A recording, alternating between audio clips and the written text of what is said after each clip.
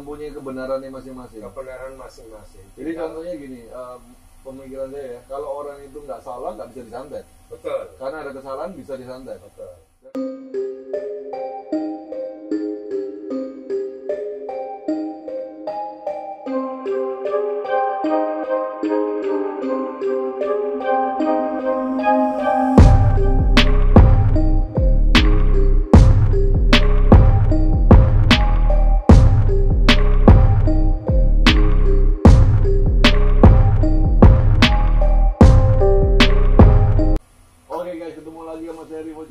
Di Kamis Misteri malam Jumat ini guys. Jadi sengaja saya membuat video di udah surup-surup nih malam Jumat karena ada beberapa konten yang menurut saya perlu untuk dibahas nih di malam Jumat ini.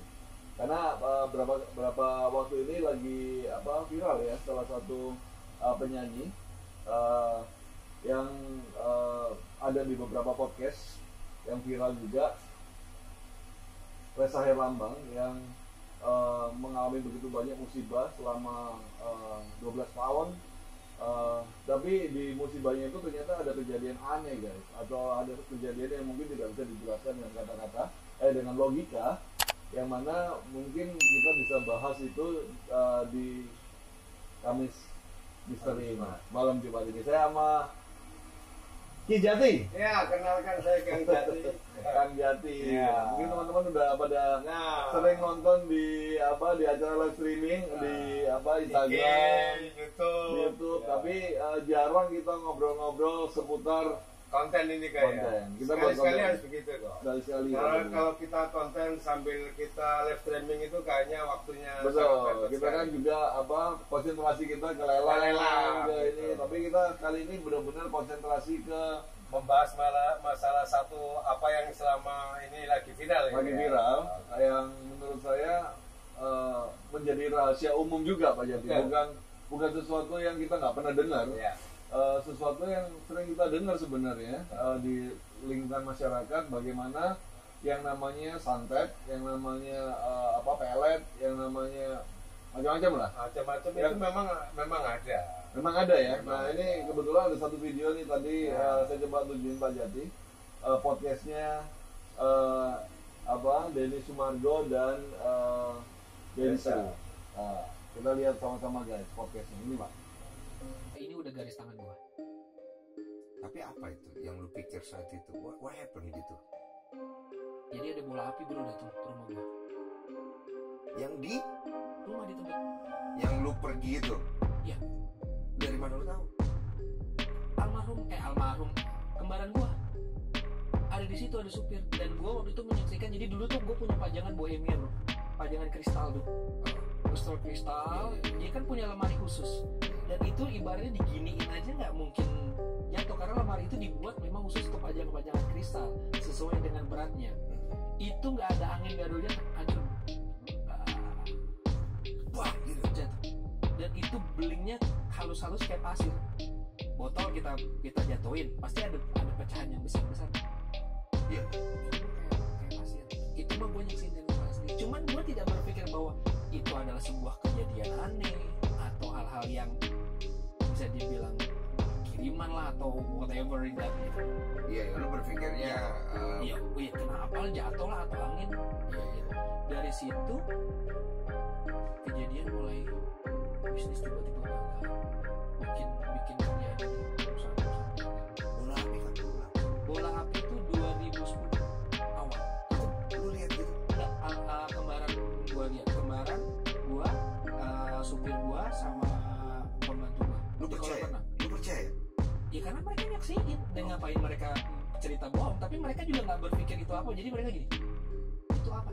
Mereka baru tahu bahwa itu adalah bola api. Ternyata mungkin kiriman apa setelah kejadian. Ya. Oh jadi sebelum? Jangan-jangan itu bola.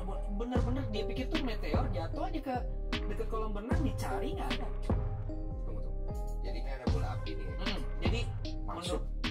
Jadi kalau kata kembaran gue tuh jadi kayak ada cahaya tuh datang terus jatuh. Misal jatuh ke sini, dicari. Jatuhnya di kolam renang loh. Iya. Nggak ada apa-apa. Dan 3 orang melihat itu. Yes. Iya. Gue sih bukan gue meremehkan ya, gue juga belum pernah lihat langsung. Gua juga nggak percaya bro sama gitu. Dari sejak kejadian itu Semua tiba-tiba hancur. Gua ada satu event di almarhum nyokap dan bokap di sebutin lah, gua nggak pernah sebutin kota di Cibinong ya. Itu kita bikin satu exhibition, itu uang di karung kan, kita pameran roket gitu ya, jadi uangnya tiketnya by cash disimpan di loket tiket gitu. Pas di situ lihat ke loketnya uangnya nggak ada. Beneran bro, beneran ini bener, wallahi bener. Ya, teman-teman ya. Oke, jadi Pak, jadi ceritanya gini kan, kayak di video tadi itu. Ya. Bagaimana seorang yang dulunya bintang R&B, penyanyi kaya raya, keluarganya juga keluarga kaya raya, suatu ketika mengalami kejadian aneh. Iya. Atau- Bahkan di tahun 2010 kalau 2010 itu Iya. dia cerita satu hari itu bisa rugi 17 miliar atau 12 miliar kalau nggak salah. Luar biasa. Dan itu ada satu pertanda atau satu kejadian diawali dengan adanya bola api Pak Jati. Awalnya ya Kak ya. Ya mungkin awalnya atau pertandanya atau kayak gimana. Dan juga ada beberapa pertanda yang lain, yaitu keramiknya atau apa kristalnya tiba-tiba ambrol, Dan ada pasirnya di situ. berkeping-keping, Ya. terus ibunya mengalami depresi, mengalami banyak tekanan sampai lupa nggak ingat orang Ya, lagi, ya, tiba-tiba ya. merasa apa takut atau merasa apa kayak gitu. Itu fenomenal aja kayak gitu. Kalau melihat dari sekarang itu memang banyak kejadian, mungkin bukan hanya Reza Herlambang dan keluarga, mungkin yang lain juga banyak loh. Pernah mengalami juga mungkin. Mungkin banyak orang yang mengalami, mungkin kan tidak diceritakan lewat semacam Tidak konten seviral viral ini. sekarang ini. Tapi itu sering kita dengar Sebenarnya ya. banyak hal-hal yang seperti itu kita lihat dari cerita-cerita orang-orang tuh ya. Cuman mereka kan tidak bisa Seterkenal yang abang kita Reza Herlambang. Ini kan karena yang menceritakan adalah Reza Herlambang. Public yang, figure, public penyanyi. figure, akhirnya dia menjadi viral. Jadi ini untuk era yang sekarang, mau kita masukkan logika sebenarnya tidak masuk logika. Nggak masuk logika. Tapi pada kenyataannya itu musibah itu Terjadi, ya. dengan bertumpuk-tumpuk masalah kehancuran dalam setiap dia usaha, dia punya satu bisnis tetap hancur. Ya. Dan itu sebenarnya kalau kita mau garis lurus ke belakang, itu adalah sopo gawe bakal ngandur. Apa maksudnya tadi? Sopo Sopo gawe. nandur bakal ngundur. Oke. Itu hanya waktu aja. Oke. Jadi yang salah siapa itu? Sebenarnya nggak ada yang salah, nggak ada yang benar. Itu hanya tadi itu loh. Sopo nganggo bakal gawe, sopo nandur bakal ngundur. Jadi dua-duanya antara si anggap aja yang mengirim Korban, pengirim dengan- dan korban istilahnya. itu sama-sama Mempunyai alasan tersendiri, alasan tersendiri dan dua-duanya memang harus begitu, mempunyai kebenarannya masing-masing. kebenaran masing-masing. Jadi contohnya gini, pemikiran saya ya, kalau orang itu nggak salah nggak bisa disantet, Betul, karena ada kesalahan bisa disantet. betul. Dan-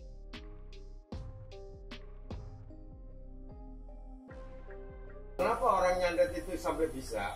Itu berarti itu tadi kok. Ada celahnya. Nah, karena sudah pernah nandur bakal panen.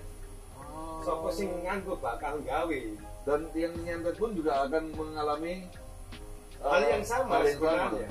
Jadi dua-duanya Karmanya. ini memang tidak ada yang salah, tidak ada yang benar. Gitu ya. Karena memang harus dipertemukan. Tapi kenapa yang jadi pertanyaan, Nah, sesuatu hal begitu kok bisa terjadi? Ini loh yang harus ada tanda kutipnya ya. Sebenarnya hal itu tidak bisa terjadi. Selagi kita selalu mawas diri dan kita berusaha untuk menampilkan sesuatu kedamaian, kita berinteraksi dengan manusia, dan jangan lupa harus menata diri dalam satu konteks kita punya satu perlindungan. Katakanlah kita tidak mengenal dengan adanya suatu hal ya kok, ibaratnya dari pusaka ataupun dalam bentuk apa atau tulisan apa, dia hanya mempercayai satu Tuhan ibaratnya. itu kadang kalau dia yakin, seyakin-yakinnya bisa melindungi, tapi dengan catatan dia harus punya rasa welas asih, punya Amal. rasa damai ke alam manusia, semesta, nah, sesama, apalagi dia punya rasa sosial tinggi, itu akan menggenapi satu perlindungan yang sangat luar biasa. Oke, jadi kalaupun kita nggak punya pusaka, Iya. Dan kita punya agama yang Kuat, kuat, kita beramal itu melindungi kok. Itu tapi sudah kalau otomatis. udah itu nggak ada dan sudah nggak ada perlindungan sudah lebih mudah gampang lebih mudah, apalagi yang pernah memang dia sudah melakukan kesalahan, dia pernah nandur kok. lah, bukan Waktunya kesalahan dia ya. panen itu lah. Oh iya. Karena apapun yang kita tandur tetap akan kita panen. Wah ini serem juga ya. Jadi Pak Jati itu ngelihatnya bukan cuman ketika orang disantet pasti salah penyantetnya, bukan. Pasti ada yang dia tandur sebelumnya. Dia tandur sebelumnya. Karena aku ini pernah Pak Jati kalau ngomong tentang bola api itu aku pernah lihat. Ya. Dulu di airport itu aku pernah lihat. Itu yang lihat bukan cuma aku Pak. Itu orang-orang karantina, security bandara itu ngelihat bola api itu turun gitu kan. Nah fenomena yang bahkan orang ini nggak bisa jelasin itu apa gitu kan. Itu apa? Aku pernah lihat pulung di Mojokerto. Itu waktu pemilihan kepala desa orang keluarin pusaka keluar pulung gitu. Itu pernah di Pamenang aku lihat cahaya turun. Itu pernah. Nah itu ya fenomena yang nggak bisa dijelasin kan. Maksudnya itu energi apa itu? Orang itu kan hanya melihat seolah-olah ada cahaya turun. Wah ini kalau nggak pulung atau sinar atau apa? Karena mereka tidak melihat asal usulnya, kawitannya. Kawitannya apa? Jadi pulung itu sebenarnya perpaduan antara angkasa dan bumi. Oh, pertemuan dua energi. Pertemuan dua energi yang memang ini dikhususkan orang yang akan mendapatkan satu wahyu keprabon. Jadi tanggung jawab lebih. Tanggung jawab lebih, dia memangku satu wilayah. Oke, itu kalau pulung. Tapi kalau cahaya yang yang ada unsur negatifnya. Cahaya itu, misalnya itu yang tak lihat waktu aku di Pamenang itu orang-orang bilang cahaya biru turun. Nah, itu sudah beda lagi kok. Jadi pertanda. Pulung itu ada banyak unsur merahnya kok. Kalau pulung lebih orange. Yang bola api itu merah. Benar-benar kayak bola api. Kalau pulung itu dominan orange karena percampuran ada putihnya kok sebenarnya. Iya, aku bisa bayangin. Kalau anugerah itu biasanya biru kehijauan. Iya, kayak kembang tetes itu. Nah, ada biru kehijauan saat dia turun itu pasti mata kita silau. Iya, kayak kembang tetes. Nah, itulah anugerah. Oke, jadi itu bentuk fisik yang bisa menjadi pertanda, menjadi satu arti. Sebenarnya cahaya dan sinar itu terbentuk dari anasir-anasir bumi dan juga langit. Ini perpaduan, menimbulkan satu penyatuan yang maha dahsyat. Memang diperuntukkan orang-orang tertentu yang akan mendapatkan anugerah. Oke. Dan itu tidak bisa, nanti sayang enggak bisa. Belum tentu siapa. Belum tentu rahasia alam juga. Betul. Sama kayak bola api. Kalau bola api itu apa, dari bentuk jin atau bentuk apa itu? Atau itu bentuk dari doa anasir. Dari 4 anasir ini kan ada satu punya ambisi atau kayak kita punya hawa nafsu. Oke.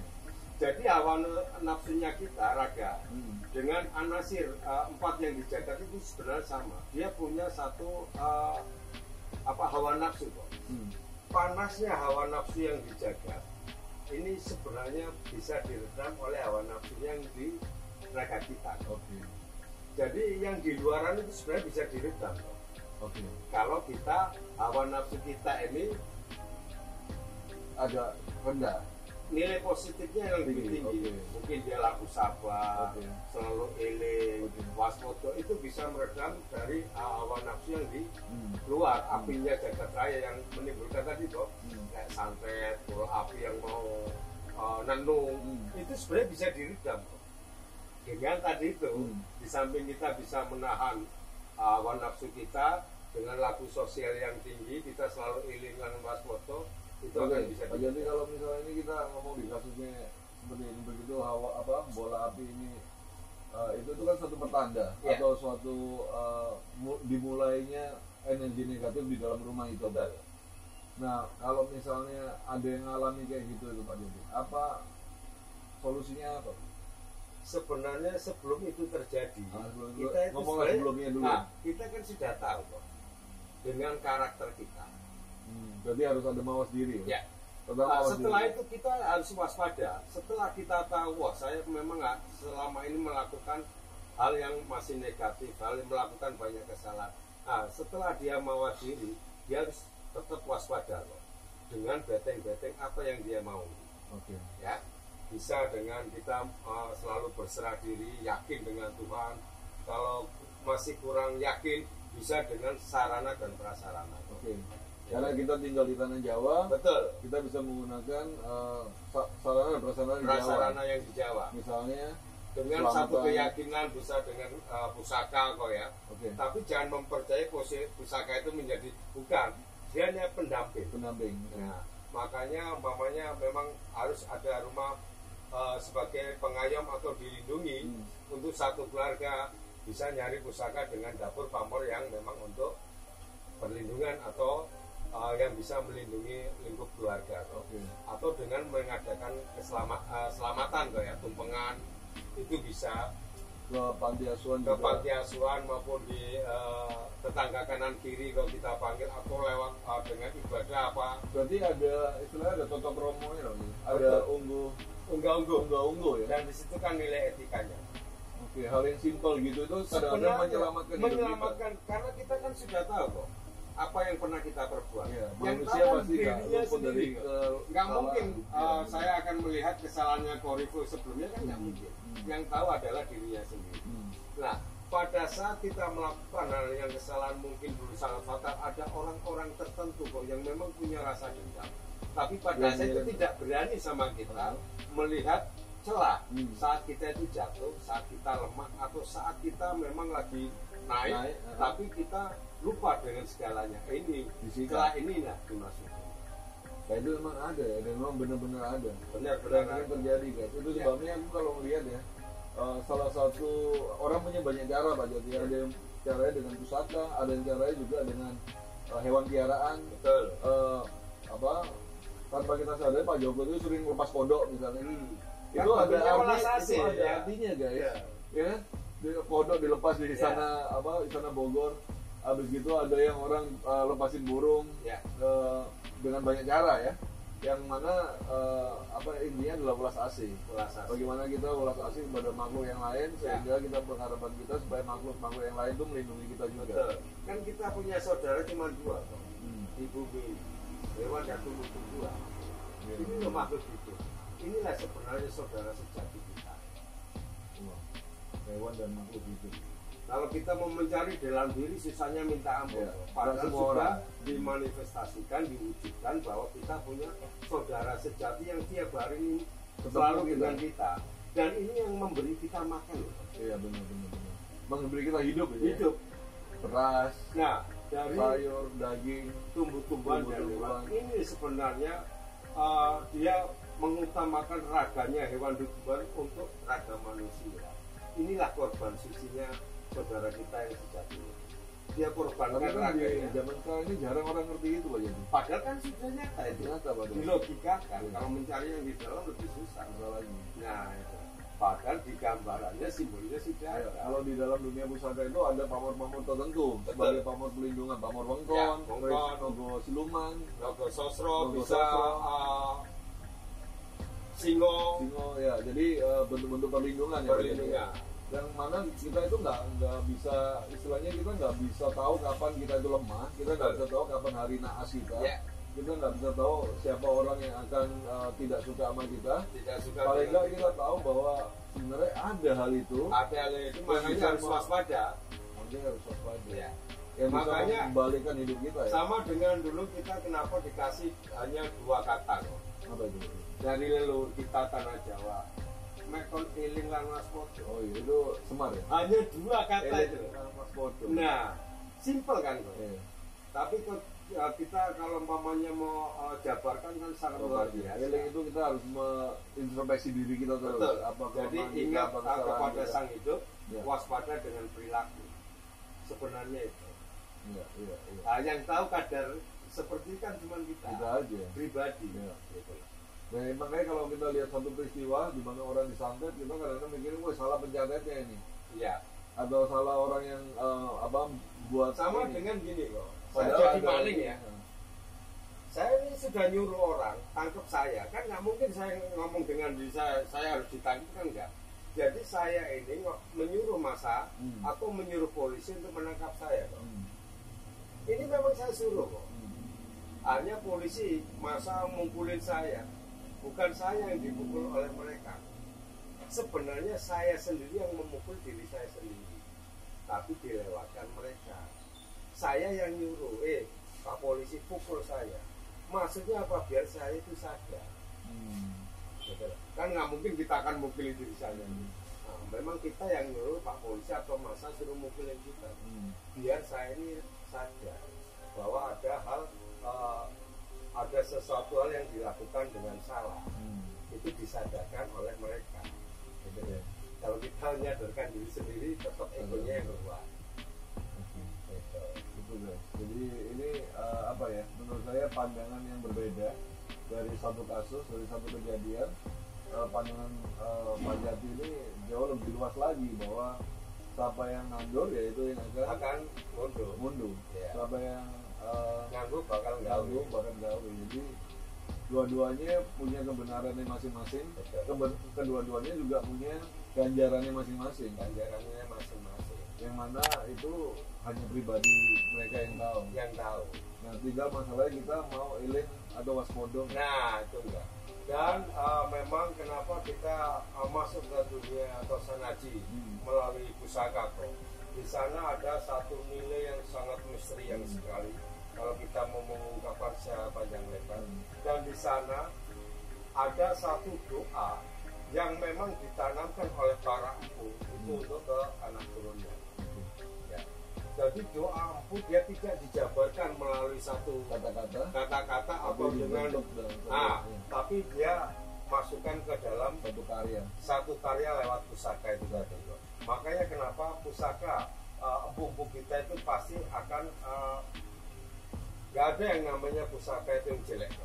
Semua mulai dari pamor maupun dapur mesti hal-hal yang positif. Karena itu mengandung doa yang ditanamkan oleh empu. Jadi percaya nggak percaya, mungkin teman-teman yang nonton ini, bahwa kita itu masih hidup di tanah misteri.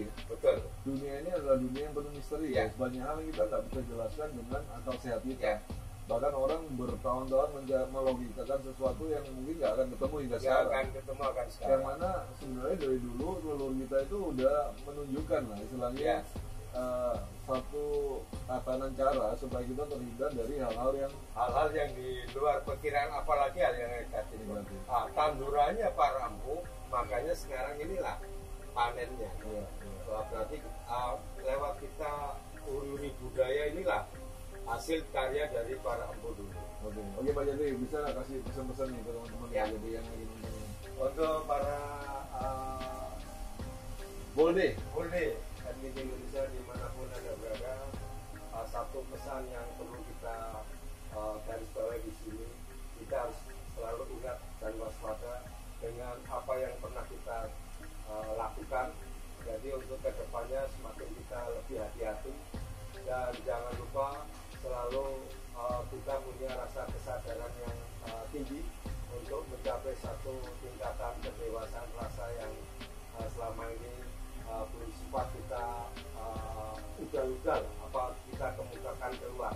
Dan jangan lupa untuk selalu kita uriri pusaka, walaupun itu bentuknya hanya sebilah keris dengan besi dan sebagainya, tapi itu mengandung makna yang sangat luar biasa. Semoga para murid etnik Indonesia dimanapun Anda berada bisa menghayati, bisa menyimak apa yang barusan kita sampaikan, kita utarakan, kita babat dengan Korifo.